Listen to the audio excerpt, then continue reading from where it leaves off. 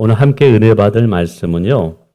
사무엘하 7장 27절부터 29절까지 말씀인데 앞에 화면을 보시면 제가 봉독하겠습니다. 만군의 여호와 이스라엘 하나님이여 주의 종의 귀를 여시고 이르시기를 내가 너를 위하여 집을 세우리라 하셨으므로 주의 종이 이 기도로 주께 간구할 마음이 생겼나이다. 주 여호와여 주는 오직 주는 하나님이시며 주의 말씀들이 참되시니이다. 주께서 이 좋은 것을 주의 종에게 말씀하셨사오니 우리 29절 다 같이 읽을까요? 시작. 이제 청하건대 종의 집에 복을 주사 주 앞에 영원히 있게 하옵소서. 주 여호와께서 말씀하셨사오니 주의 종의 집이 영원히 복을 받게 하옵소서 하니라. 아멘. 우리 옆에 분과 인사하겠습니다. 잘 오셨습니다. 축복합니다. 반갑습니다. 반갑습니다. 지난주에 나오셨는데 이번 주에 다시 나와주신 분들께는 더 감사드립니다. 하나님께서 여러분의 하시는 모든 일에 함께 하시고 도우시는 복이 임하기를 원합니다. 5월은 가정의 달입니다. 그래서 가정 설교를 해야 되는데 저희 교회에서는 전도 축제 때문에 계속 전도 설교만 했어요. 그래서 5월 마지막 끝자락에 가정에 대한 설교를 해야 되겠다. 기도하면서 하나님께 하나님 어떠한 설교를 좀 하면 좋을까요? 지혜를 주세요. 기도하면서 이렇게 일주일을 좀 보냈습니다. 부부간의 관계하여 성경적인 의미를 설교할까? 자녀들을 어떻게 하면 복되게 기를 수 있는가? 이 주제에 맞춰서 성경을 찾고 그것을 가지고 설교를 할까? 그러는 중에 제 마음속에 이런 생각이 떠올랐어요. 하나님께서 여러분의 가정에 복을 주시기를 원하노라. 아멘. 그래서 이 말씀을 가지고 전해야 되겠다. 그래서 오늘 설교의 제목이 종의 집이 여호와 앞에 복을 받게 하소서라는 거예요. 저는 이 말씀을 준비하면서 하나님께서 진실로 여러분의 가정에 복을 주시기를 원합니다. 여러분, 가정 참으로 귀한 것이죠. 우리는 가정에서 태어나고 가정에서 자라나고 가정에서 많은 것을 배우고 성장합니다. 가정은 하나님께서 사람에게 처음 세워주신 공동체입니다. 그래서 인생의 출발이기도 하죠. 아무리 세상에서 성공했다 할지라도 가정에 돌아가서 행복을 누리지 못한다면 인간은 참 행복을 누리지 못할 것 같아요. 반면에 세상의 삶이 힘들다 할지라도 가정에 돌아와서 가족과 함께 행복을 느낄 수만 있다면 행복한 자라고 고백하게 되게 됩니다. 우리 부모님 세대들, 지금 여기 계신 여러분들도 직장의 삶이 또 만만치가 않죠. 그 힘든 직장 생활을 끝까지 견딜 수 있게 하는 힘이 뭘까? 아마 가정의 가족 때문인 것 같습니다. 내 자녀가 있고 내 사랑하는 가족 식구들이 있기 때문에 내가 여기서 견디자 하는 분들도 계실 거예요. 아마 여러분 모두 가정이 소중하다고 느껴지는 것은 다 동의하실 것입니다. 그래서 오늘 이 가정 속에서 하나님이 주는 축복들의 의미를 잠시 살펴보기를 원하는데 먼저는 하나님께서 인간에게 가정을 허락하신 이유가 무엇 때문일까를 한번 생각해 봤어요. 성경을 보면 하나님이 인간을 창조하신 후에 남자와 여자를 한 가정으로 묶으십니다. 창세기 2장 24절에 보니까 남자가 부모를 떠나 그의 아내와 연합하여 둘이 한 몸을 이루지이다. 그러면서 가정이 시작됩니다. 그리고 그 가정을 만드신 후에 하나님께서 첫 번째 말씀하신 것이 뭐냐면 그들에게 복을 주시며입니다. 생육하고 번성하고 땅에 충만하라는 복을 주시게 되죠. 우리는 이 구절 속에서 몇 가지 영적인 의미를 깨닫게 됩니다. 하나님께서 가정을 만드시고 첫 번째 하신 것이 복을 주시는 일이라면, 아니, 왜 가정은 만들고 첫 번째 복을 주셨을까? 그것은 오늘 우리의 가정이 복되게 되려면 하나님의 축복이 반드시 필요하기 때문인 줄 믿습니다. 여러분, 남녀가 만나서 결혼을 하고 한 가정을 이룹니다. 어떤 남녀가 가정을 이루면서 불행하기를 원하면서 결혼하는 남녀가 있을까요? 결혼을 하면서 한 가정을 이룰 때 나름대로 꿈이 있을 거예요. 나는 이런 가정을 만들 거야. 이런 행복한 가정을 만들 거야. 근데 안타깝게도 이 연예인들뿐만 아니라 일반인들 중에도 이 가정에 어떤 금이 가면서 우리의 계획과 의도와는 상관없게 참 마음 아픈 일들이 일어나는 경우도 있습니다. 저는 이것을 보면서 우리 가정의 행복은 사람의 노력만 가지고는 안 되는구나. 그래서 하나님께서 가정을 만들고 복을 주시는구나. 여러분, 우리 기억해야만 됩니다. 우리 가정이 진정한 행복의 복을 누리려면 우리 노력 플러스 하나님의 축복이 반드시 필요합니다. 할렐루야. 뿐만 아니라 가정은 사람이 만든 제도가 아니에요. 하나님이 직접 설계하시고 창조하신 첫 번째 공동체라는 거예요. 하나님이 가정을 만드셨다라는 것은 가정이 행복하려면 이 가정이요, 하나님의 창조의 질서의 원리대로 운영돼야 된다는 거예요. 하나님께서는 여자와 남자를 만나서 한 가정을 이루게 하셨습니다. 근데 우리나라는 아니지만 미국과 유럽 같은 경우는 남자가 남자를 만나서 가정을 이루고요. 남자가 엄마가 되고 여자가 아빠가 되고 막 그렇습니다. 이게 뭐냐면 하나님의 창조 질서에 어긋나게 된다는 거예요. 인간이 내 마음대로 내 뜻대로 가정을 이뤄서 행복할 것 같지만 모든 만물에는 하나님이 창조하시면서 그 속에 이렇게 담겨놓은 질서라는 것이 있어요. 여러분, 기차가 달릴 때 기차 바퀴가 여러분 철도를 벗어나면 사고가 납니다. 물고기가 뭇에서 살고 싶다고 해가지고 뭇에 나오면 죽습니다. 모든 삶에는 하나님이 창조한 창조의 원리가 있어요. 하나님께서 가정을 만드시면서 남자와 여자를 한 가정에 부모로 만드셨다면 거기에도 이유가 있다라는 거예요. 뿐만 아니라 자녀들에게 부모에게 순종하라고 이야기합니다. 부모를 공경하라. 그러면 내가 땅에서 잘 되고 장수하리라는 축복을 약속하셔요. 왜 하나님께서 이렇게 말씀하셨을까? 이것도 하나님의 창조의 질서의 원리인 거예요. 성경은 아내에게 말합니다. 남편에게 순종해라. 이러면 또 아내들이 싫어하죠. 남편들에게 또 이야기해요. 네 아내를 사랑하기를 내 목숨과 같이 사랑하라고 이야기하고 있어요. 왜 하나님께서 이걸 얘기하셨을까? 이게 창조의 원리예요. 그 창조의 질서에 따라 우리 가정을 이끌어 갈 때 인간은 그 안에서 참된 행복을 누리게 되는 줄 믿으시길 바랍니다. 뿐만 아니라 가정은 우리의 모든 삶의 뿌리와도 같아요. 우리는 가정에서 태어나고 가정에서 인격이 성장되고 가정에서 희노애락을 많이 누립니다. 우리의 삶의 뿌리가 가정인 것이죠. 한 나무가 있다고 생각해 보세요.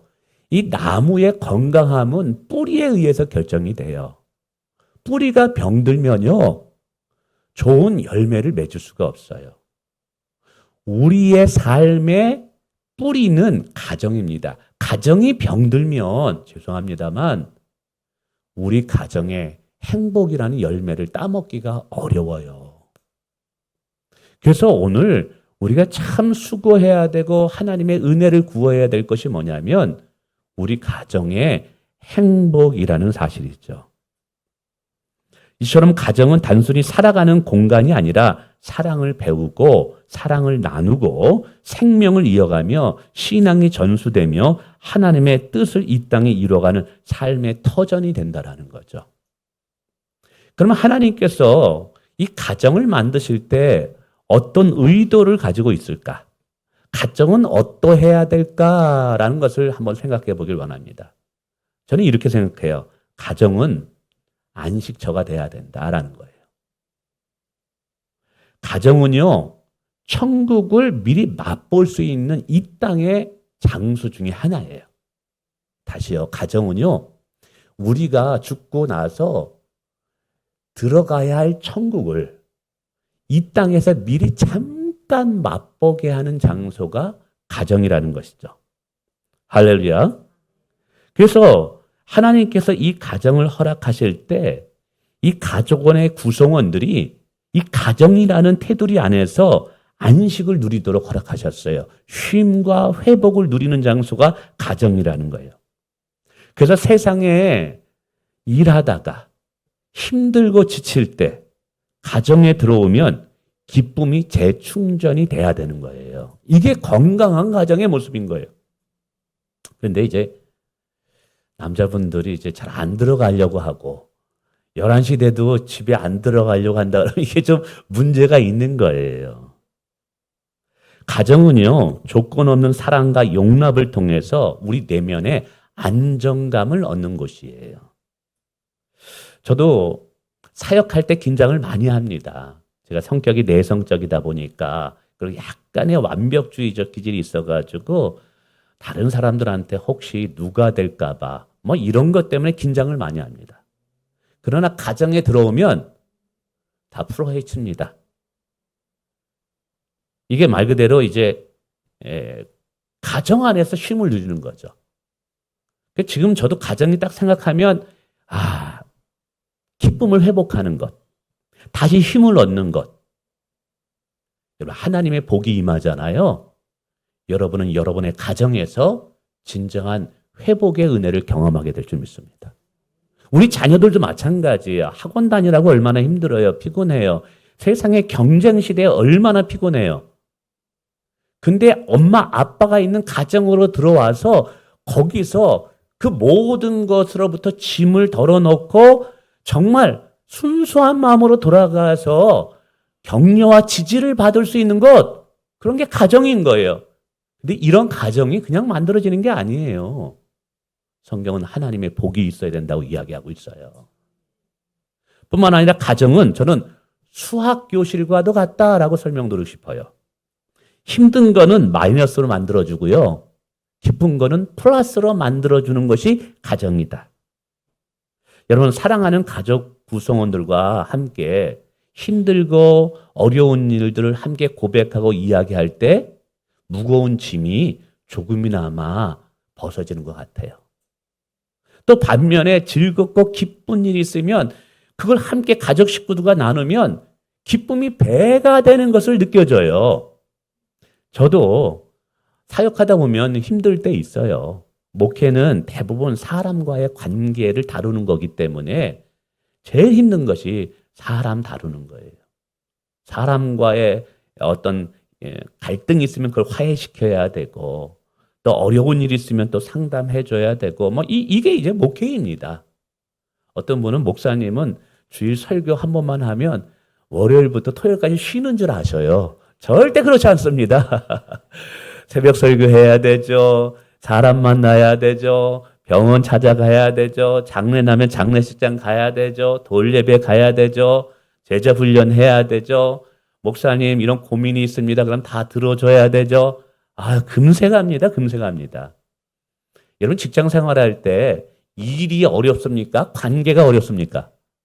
관계가 어려워요. 그래서 이 목사라는 이 직업이라고 해서 좀 죄송합니다. 이건 3D 직업 중에 하나입니다. 어쨌든 간에 힘들 때가 있어요. 근데 다른 사람들에게 어떤 분들에게 힘든 거, 어떤 가정에 부부간에 갈등이 있는 거, 그걸 제가 다 듣습니다.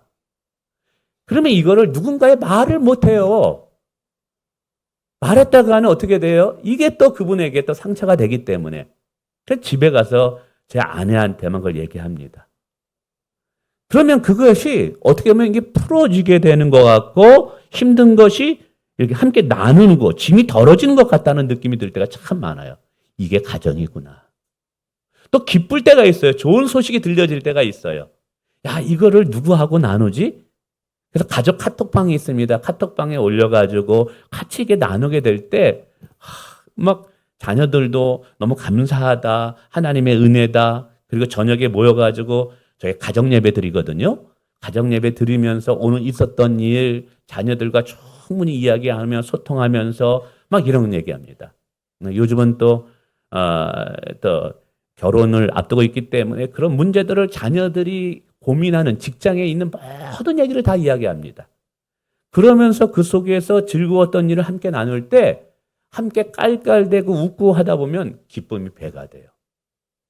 가정은 이런 곳이어야 돼요. 힘든 것은 덜어주고 기쁜 것은 배가 되는 것이 가정이 돼야 돼요. 이러려면 뭐가 필요할까요? 하나님의 도우심이 필요한 줄 믿습니다. 하나님의 축복이 반드시 필요한 거예요. 뿐만 아니라 가정은 성숙한 인격을 배우는 장소이다. 여러분, 부모가 자녀를 조건 없이 사랑하는 게 중요해요. 조건 없이 부모가 자녀를 사랑하는 것을 통해서 자녀들은요, 하나님의 조건 없는 사랑을 배워요. 성경에 보면 하나님이 너를 사랑한다. 성경 속에 하나님이 너를 조건 없이 사랑한다고 이렇게 말씀하고 있어. 애들에게 백날 가르쳐봤자 문자로만 들려요. 근데 부모님이 자녀들이 실수했을 때, 잘못했을 때도 여전히 사랑하는 그 모습을 통해서 하나님도 나를 이렇게 사랑하겠구나라는 것을 경험하는 장소가 가정이 되는 거예요. 뿐만 아니라 자녀들은 부모에게 순종하는 것이 정말 중요합니다. 요즘 아이들은 이 순종이라는 말을 별로 안 좋아해요. 막 대들려고 해요. 아빠가 뭘 알아? 엄마가 뭘 알아? 막 그렇게 대듭니다. 성경은 땡, 아니에요. 부모가 잘났든 못났든 건강하든 병들었든 부모에게 순종하는 것이 자녀들의 도리라고 분명히 이야기하고 있어요. 그래야만 내가 땅에서 잘되고 장수하리라라는 축복의 약속이 있어요. 근데 하나님께서 자녀들에게 왜 부모에게 순종하라고 얘기했을까요? 보이는 부모에게 순종을 통해서 보이지 않는 하나님께 순종하는 것을 훈련시키는 거예요. 여러분, 이게 바로 영적인 훈련이에요. 부모에게 순종을 통해서 하나님께 순종하는 법을 배우는 거예요. 성경은요, 누가 복을 받느냐? 하나님께 순종하는 자가 복을 받습니다. 이거를 영적인 부분에서 배우는 거예요. 실수와 잘못을 조건 없이 이해하고 용서함으로 그 속에서 성숙한 인격과 성품이 자라나게 된다는 것이죠. 위기 가운데 서로를 위해 기도해주고 격려해주고 붙잡아주며 하나님의 사랑을 경험하는 것이 가정이 되는 거예요. 그래서 가정은요, 신앙의 훈련장이고 믿음이 성품이 자라나는 곳이에요. 여러분, 이러한 것이 가정이 돼야 되는데 안타깝게도 오늘날 많은 가정이 무너지고 있어요. 부부는 서로 등을 돌리고 있고 자녀들은 부모와 소통을 끊어버리고 또 자녀들을 방향을 잃어버리고 있고 하나님을 인정하지 않고 하나님의 말씀을 떠난 많은 가정들이 있습니다. 이런 가정들은 죄송합니다만 표류하는 가정이 돼요. 방향을 잃어버리게 돼요. 흔들리게 된다는 거예요. 그래서 오늘 다시 가정이 가정답게 회복하기 위해서 반드시 필요한 것이 뭐냐면 하나님의 은혜와 하나님의 도우심인 줄 믿습니다. 아무리 집이 크고 좋은 것을 가졌다 할지라도 하나님이 함께 하지 않으면 저는 평강을 유지할 수 없다고 봐요. 지금은 우리의 가정이 다시 하나님의 손길이 머물러야 하고 이 시대만큼 가정 안에 하나님의 축복이 필요한 시대라는 것이죠. 여러분, 그런 의미에 있어서 오늘 우리는 늘 기도해야 돼요. 하나님, 우리 가정에 하늘의 복을 주시옵소서. 하나님의 도우심이 늘 함께하여 주시옵소서. 주의 말씀이 회복되고 가정 가운데 기도가 있고 가정 가운데 하나님의 사랑이 회복돼야 될 줄을 믿습니다. 이런 면에 있어서 오늘 사무엘 7장에 다윗이 하나님께 가정의 복을 받아요. 그래서 이 부분을 살펴보는 것은 의미가 있다라는 것이죠.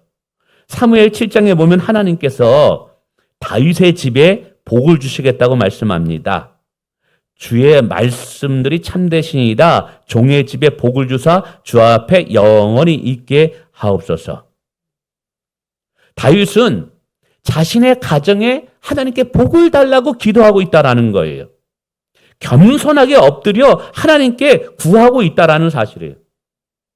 여러분, 다윗이 만약에 자기의 힘과 능력과 지혜로 자기의 가정을 능력 있고 자기의 가정을 충분히 행복하게 만들 수 있었다면 이 기도를 했을까요? 안 했을 거예요. 우리 가정을 내 힘으로 행복하게 만들 수 있는데 무슨 하나님이 도우심이 필요해? 다윗은 깨달았던 거예요. 나의 능력에 한계가 있다. 나의 지혜에 한계가 있다. 우리 자녀들을 올바로 키우려면, 우리 가정을 복되게 만들려면 내 능력, 내 실력 그 넘어 하나님의 보이지 않는 손길이 반드시 우리 가정 가운데 있어야 된다라고 믿었던 거예요. 여러분, 이거를 깨닫는 것이 지혜인 줄 믿으시길 바랍니다. 여러분은 어떨지 몰라도 저도요, 정말 자주자주, 아니 매일 몇 번이나 하나님께 기도하는 것이 있어요. 하나님, 종의 집에 복을 주세요. 어떤 분은 그래요. 기복신앙 아닌가? 근데 여러분, 저도 그렇게 기도할 수밖에 없는 이유가 뭐냐면, 아무리 생각해봐도 제 힘과 능력으로 자녀들을 올바로 키울 수가 없는 거예요. 유치원 다닐 때, 초등학교 다닐 때까지야 따라다니면서 내가 서포트 해주면서 내가 해줄 수는 있지만 애들이 커가면서 자기의 생각 가지면서 내가 어떻게 할 수가 없더라고요. 한계가 있어요. 저는 목회하면서 지금까지는 이 목회를 제가 잘 지키고 있어요. 제가 은퇴하기 전까지는 교회에 덕이 되기 위해서 이렇게 목회하고 싶은 것이 있어요. 이제 끝까지 지켜지면 좋겠는데 어쨌든 지금까지는 잘 지키고 있어요. 지금 이제 이 교회 온 지 벌써 16년, 17년 정도 되는데 뭐냐 하면 세 가지의 무소유의 목회를 제가 하고 싶어요. 하나는 은퇴하기 전까지는 자동차를 갖지 않는다. 남자들은 만나면 무슨 자동차 끄느냐가 굉장히 있고 목사님 가면 무슨 자동차 끄느냐에 따라서 그 지위가 달라지더라고요. 두 번째는 집을 갖지 않는다. 은퇴하기 전까지는 내가 절대로 내 집을 사지 않는다. 내 소유에. 이번에 이렇게 건축하면서 돈이 있어가지고 어떤 분이 목사님 집을 하나 제가 거절했어요. 세 번째, 제 이름으로 땅을 갖지 않는다. 이 세 가지. 자동차와 집과 땅을 갖지 않는다. 지금까지는 잘 지키고 있어요. 그래서 저는 집도 없고 땅도 없고 절도 없고 목사니까 절도 없죠. 아무것도 없습니다. 그래서 사례비 들어오는 거 보면 대부분 이제 그달 사례비는 그달 다 나갑니다. 근데 애들은 커가면서 등록금도 필요하고 여러 가지가 필요합니다.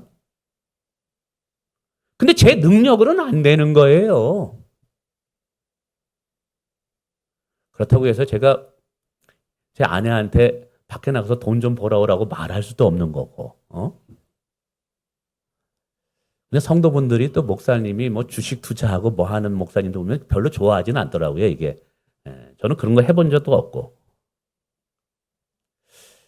근데 가정에 여러분 우리가 알듯이 물질이 필요해요, 사실은. 그런데 그래도 그러한 필요한 것들이 채워주려면 내 능력으로는 안 되겠다. 내가 원하는 목회는 이런 목회인데 그럼 목회하면 이것과는 충족을 시킬 수 없단 말이에요. 자녀들에게 대줄 수 없단 말이에요. 그래서 저는 깨달았어요, 처음부터. 나에게는 한계가 있다. 내 실력의 한계, 내 능력의 한계. 그리고 그걸 하고 싶지도 않고요. 뭐 그런 거를 인간적으로. 그래서 철저하게 내가 하나님 앞에 무릎 꿇을 수밖에 없는 거예요. 하나님이 이제 채워주셔야 돼요. 하나님께서 저의 집에 복을 주셔야 돼요. 그래서 저는요, 더 간절해요. 근데 놀라운 것은 하나님께서 복을 주시더라는 거예요. 저희가 이제, 죄송합니다. 저희 가정 얘기해서. 자녀들 이름으로 1,000번째 예물을 드리고 있어요. 매 주일마다 헌금 봉투를 마련해가지고 기도 제목을 적어가지고 거기에 아들, 딸 이름으로 10,000원씩 헌금 봉투를 해가지고 자녀들을 축복해달라고 기도하면서 매 주일마다 드립니다. 1,000번의 예물을, 1,000번을 매 주일마다 드리면 몇 년이 걸리느냐? 20년이 걸려요. 지금 한 5년 됐어요. 놀라운 것은 그 봉투에 적어놓은 기도 제목들이 어느샌가 이루어지더라는 거예요. 제가 한 게 아니라니까요. 하나님이 복을 주시니까 하나님이 계획한 본래의 가정의 축복의 의미를 발견하게 돼요. 저희 가정은 그렇게 크지 않습니다. 조그맣니다. 그런데 아이들은 우리 가정이 가장 행복하대요. 집에 들어오는 순간부터 엄마 아빠 부르면서 직장에 있었던 얘기하면서 밥 먹을 때마다 얼마나 깔깔대고 웃는지 너무 좋다라는 거예요. 이 복을 어떻게 어디서 누렸을까? 이건 내 능력과 실력이 아니라 하나님이 주셨기 때문에 가능하다라는 거예요. 사랑하는 성도 여러분, 오늘 여러분의 가정에 하나님의 축복이 부어지기를 주님의 이름으로 축원을 드리겠습니다. 여러분, 우리 인정해야 돼요.